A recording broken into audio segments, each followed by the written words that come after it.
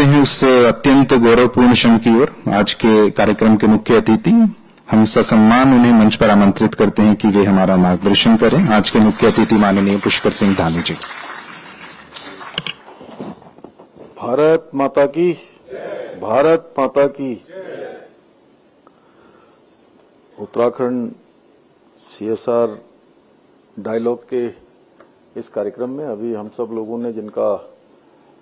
उद्बोधन सुना, और सच में मुझे बहुत सौभाग्य प्राप्त है कि आपसे लगभग 30 सालों से भी अधिक समय से आपके सानिध्य में और साथ में रहने का, मुझे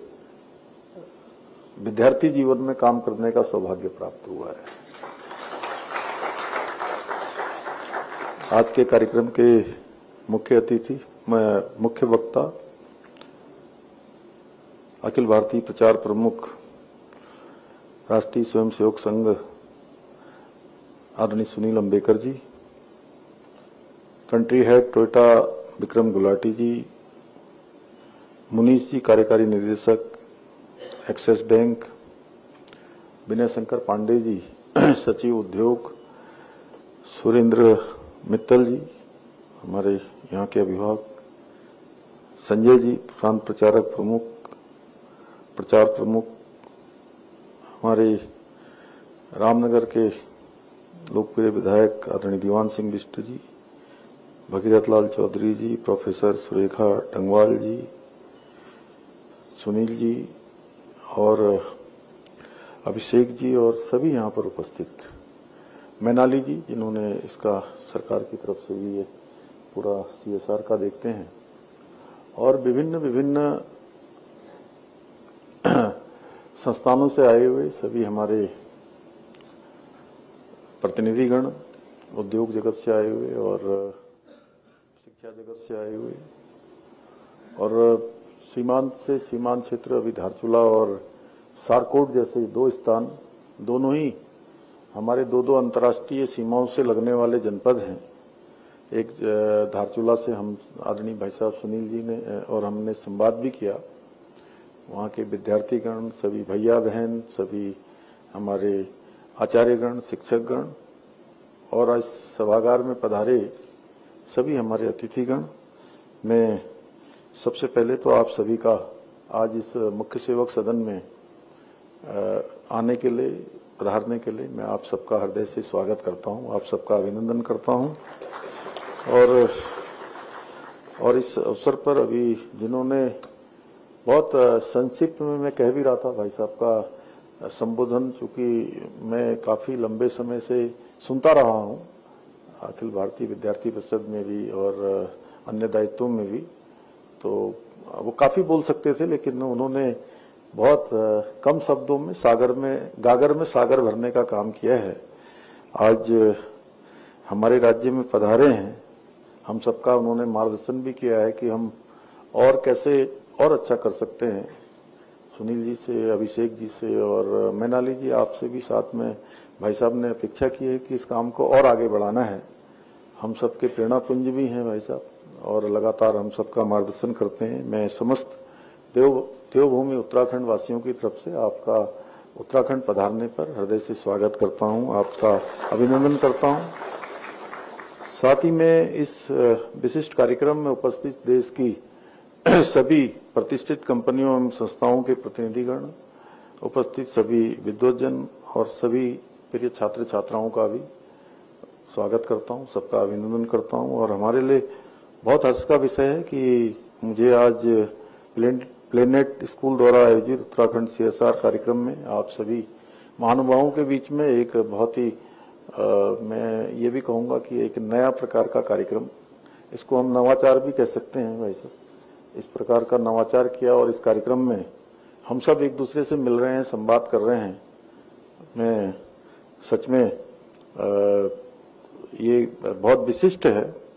और शुभ अवसर हम सबको मिला है। ये हमारे प्रदेश के लिए भी अत्यंत महत्वपूर्ण है कि आज देश के प्रतिष्ठित कॉर्पोरेट हाउसेस अपने सीएसआर के तहत उत्तराखंड में अच्छी शिक्षा मिले, स्वास्थ्य, स्वच्छता एवं पर्यावरण जैसे महत्वपूर्ण क्षेत्रों में अपना महत्वपूर्ण योगदान दे रहे हैं और हम राज्य के अंदर जो हमने विकास का एक मॉडल आगे बढ़ाने का प्रयास किया है, उसमें इकोलॉजी और इकोनॉमी दोनों का समन्वय हो, दोनों का बैलेंस हो। और अभी आदरणीय सुनील जी ने अभी मुझे कहा भी है, कुछ संस्थाओं के लोग आकर हम लोगों से मिलेंगे और इस समय हमको बहुत आवश्यकता भी है राज्य के अंदर कि यहाँ की इकोलॉजी भी ठीक रहे और साथ में ये विकास के काम भी चलते रहें। इसके लिए मैं आप सभी का हृदय दिल से आभार व्यक्त करता हूँ। भाइयों बहनों, हम सबके लिए अत्यंत गर्व का विषय है कि इस विजयदशमी पर हमारे मातृ संगठन राष्ट्रीय स्वयंसेवक संघ अपनी गौरवमयी यात्रा के 100 वर्ष पूरे करने जा रहा है और राष्ट्रीय स्वयंसेवक संघ की ये यात्रा हमारे देश के सांस्कृतिक मूल्यों, राष्ट्रवाद और भारतीयता की भावना को पुनर्स्थापित करने की यात्रा रही है। संघ ने अपने सभी अनुषंगिक संगठनों के माध्यम से समाज जीवन के विभिन्न क्षेत्रों में सकारात्मक बदलाव और राष्ट्र निर्माण के कार्यों को सशक्त रूप से आगे बढ़ाया है। संघ की प्रेरणा से ही आज हम राज्य की शिक्षा व्यवस्था में महत्वपूर्ण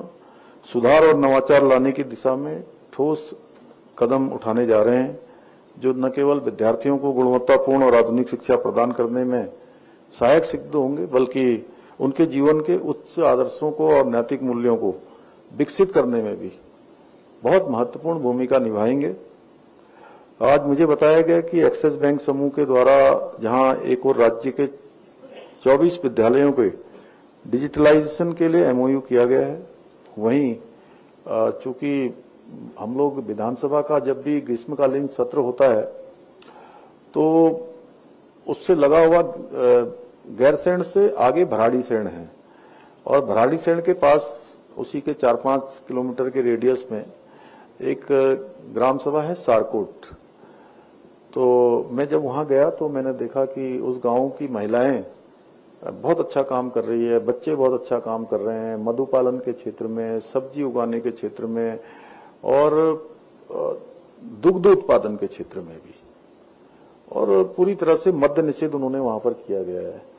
महिला मंगल दल, युवक मंगल दल बहुत प्रयास वहां पर करते हैं और गांव के अंदर बड़ी यूनिटी है। तो ये मैंने सोचा कि ये गांव क्यों ना आदर्श गांव होना चाहिए। तो मैंने शुरुआत करी कि मुख्यमंत्री के रूप में एक गांव सबसे पहले मैं इसको लेता हूं कि इसको मैं अपने में अडॉप्ट करता हूं। और आज से लगभग 1 साल पहले ये प्रक्रिया हमने शुरू करी। आज मुझे बताते हुए खुशी है कि वो गांव बहुत अच्छा एक विकसित गांव की तरफ आगे बढ़ रहा है। अनेक प्रकार के नवाचार वहां पर हो रहे हैं और उसी गांव की 21 साल की बेटी प्रियंका नेगी इस बार वहां की ग्राम प्रधान अभी बनी है, नहीं नए जो चुनाव हुए हैं और बहुत शानदार तरीके से पूरे गांव के लोग आगे बढ़ रहे हैं। तो आज आदर्श गांव सारकोट के भी प्राथमिक विद्यालय को भी डिजिटल उसका शुभारंभ भी आज किया गया है। इसके अलावा प्लेनेट स्कूल रिसर्च सेंटर के जनरेशन ऑफ जीनियस प्रोजेक्ट के अंतर्गत उत्तराखंड के 9वीं 10वीं कक्षा के विद्यार्थियों ने जो शोध पत्र प्रकाशित किए हैं, उन्हें महर्षि योगी संस्थान के सहयोग से 50 देशों के विद्यार्थियों के साथ मिलकर शोध कार्य करने का भी अवसर प्राप्त होगा। भाइयों बहनों, ये हमारे लिए बहुत हर्ष का विषय है कि आज राज्य में IIFCL, Mankind, Havana foundation, Toyota, Nestle, TSDC, IRCTC, HDFC, Britannia जैसी अनेक संस्थाएं, बहुत सारी जो सामाजिक गतिविधियां हैं उन सभी को संचालित कर रही हैं। हम गुणवत्तापूर्ण शिक्षा, स्वास्थ्य, स्वच्छता, पर्यावरण संरक्षण और साझेदारी से विकास के जैसे SDG के विभिन्न लक्ष्यों की पूर्ति के लिए भी CSR के माध्यम से और भी कार्यों को आगे बढ़ा रहे हैं। बहुत सारे काम हम कर रहे हैं। इस अवसर पर मैं उन सभी संस्थाओं और उन कंपनियों का आभार व्यक्त करता हूं जो उत्तराखंड के विकास में CSR के माध्यम से अपना महत्वपूर्ण योगदान दे रहे हैं। भाइयों बहनों, आज हमारे बीच में उद्योग जगत से आए हुए बहुत सारे महानुभाव भी आज उपस्थित हैं। मैं आप सभी से ये कहना चाहता हूं कि हमारी सरकार शिक्षा के साथ साथ औद्योगिक क्षेत्र में भी उत्तराखंड को आगे ले जाने का प्रयास कर रही है। पिछले दिनों हमने यहाँ महामहिम राज्यपाल जी के यहाँ भी सभी उद्योग जगत के प्रतिनिधियों को आमंत्रित किया था और उसके पीछे मेरी सोच थी कि सरकार की भी एक सीमा है और हमारे उद्योग जगत के लोग, विभिन्न संस्थान बहुत सारे स्थानों पर CSR का काम उनको करना ही होता है, तो क्यों ना एक एक विद्यालय जो है वो गोद ले लें। तो हमने कुछ ऐसे विद्यालयों का वहाँ पर उनको खोजा भी है, कुछ विद्यालय जो बहुत सीमांत क्षेत्रों में है जहाँ पर काम की आवश्यकता है। तो मुझे खुशी है कि बहुत सारे लोगों ने इसमें अपने हाथ आगे बढ़ाए हैं और ये भी एक हमारे राज्य के लिए नवाचार है कि चूंकि ऐसे बच्चे जिनके बारे में अभी भाई साहब ने, आदरणीय सुनील जी ने बताया कि सच में बहुत सामान्य परिवारों में रहते हैं, बहुत उनके पास सुविधाएं नहीं होती हैं, जीवन में उनके अभाव होता है, उनको अगर अच्छी शिक्षा देने में हम अपना योगदान दे पाएं तो जहां उनका जीवन तो आगे बढ़ता ही है, उनके जीवन में अनेक प्रकार के आविष्कार उनके जीवन को प्राप्त होते हैं, वहीं हम सबको भी एक संतोष होगा कि हमने वहां काम किया है जहां वास्तव में इसकी जरूरत थी। तो मैं समझता हूं कि उसमें आप सबका बड़ा योगदान उसमें भी रहेगा। ऐसे अनेक प्रयास जो उत्तराखंड को आगे ले जा रहे हैं, इन्हीं प्रयासों में से हमने निवेश का बढ़ावा देने के लिए भी हमने 2023 में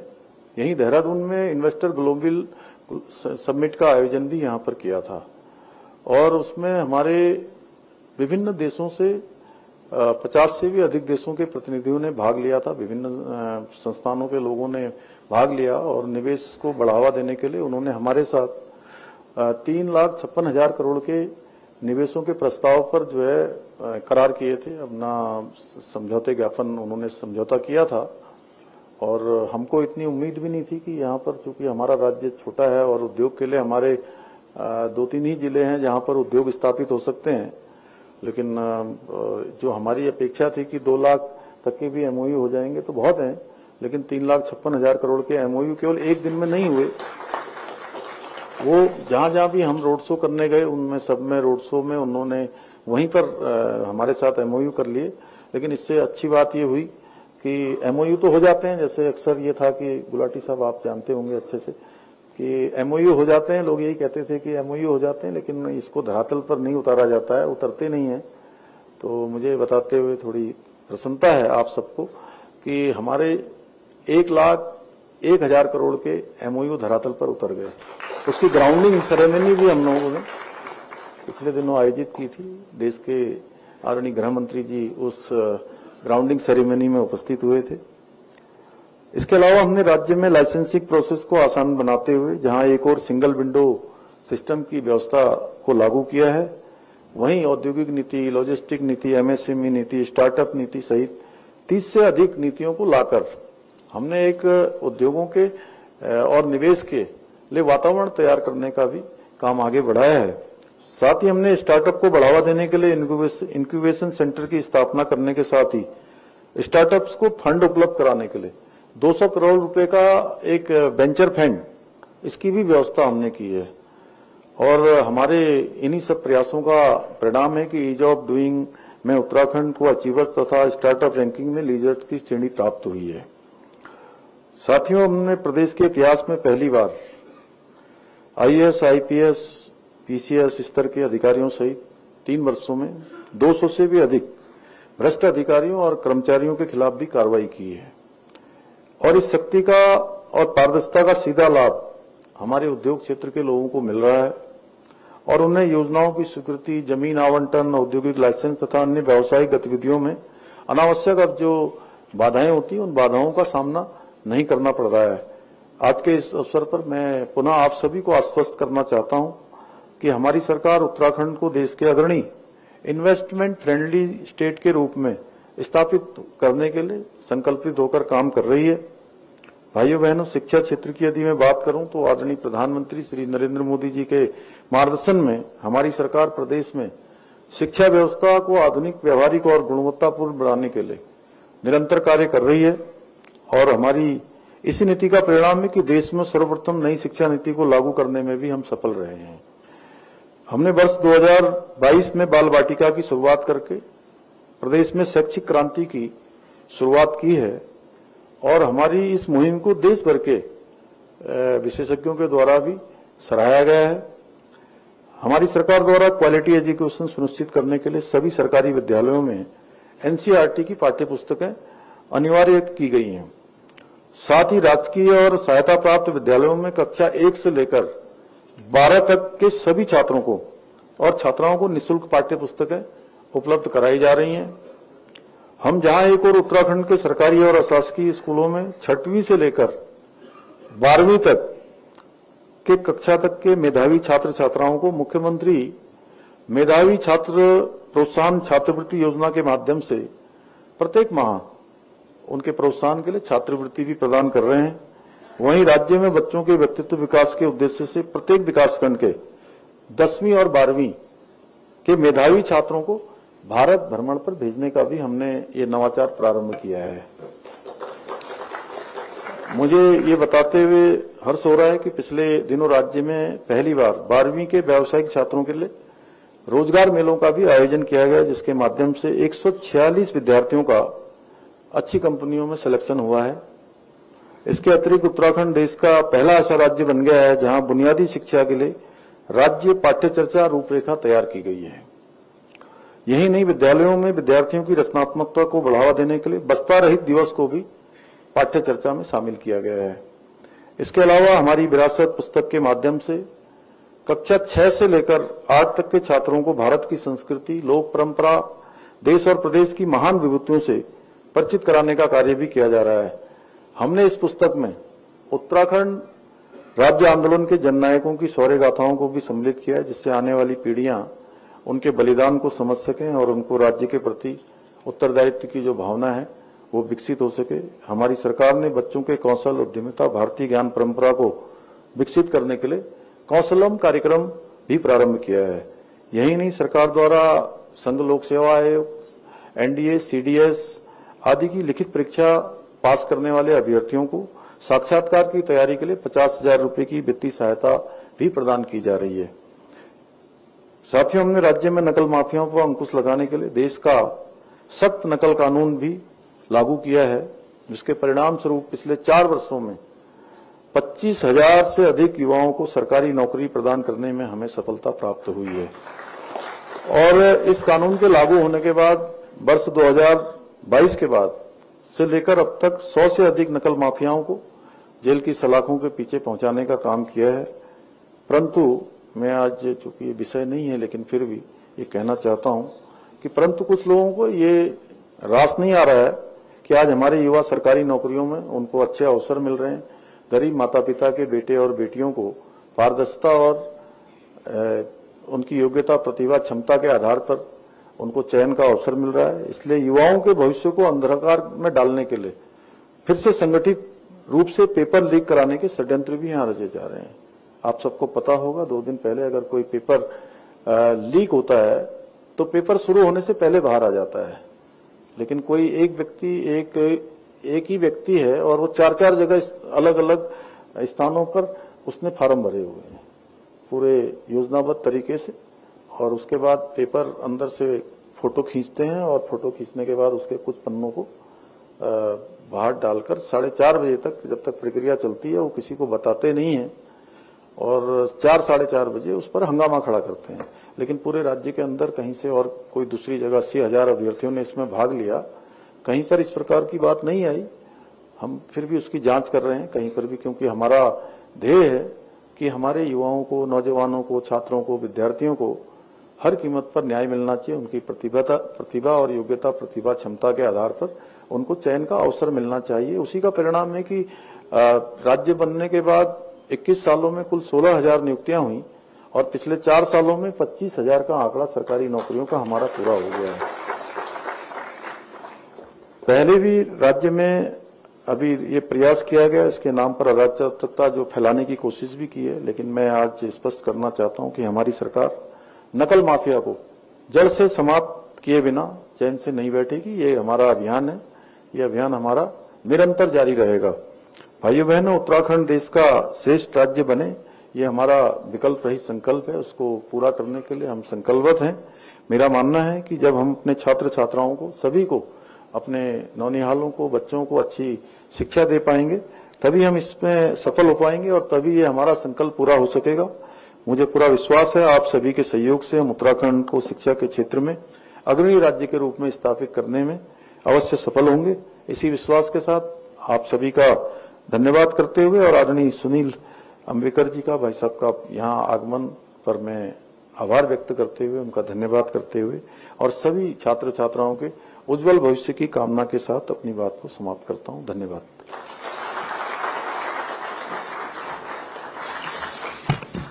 धन्यवाद माननीय मुख्यमंत्री श्री पुष्कर सिंह धामी जी। आपके मार्गदर्शन और प्रेरक दृष्टिकोण से इस कार्यक्रम को और भी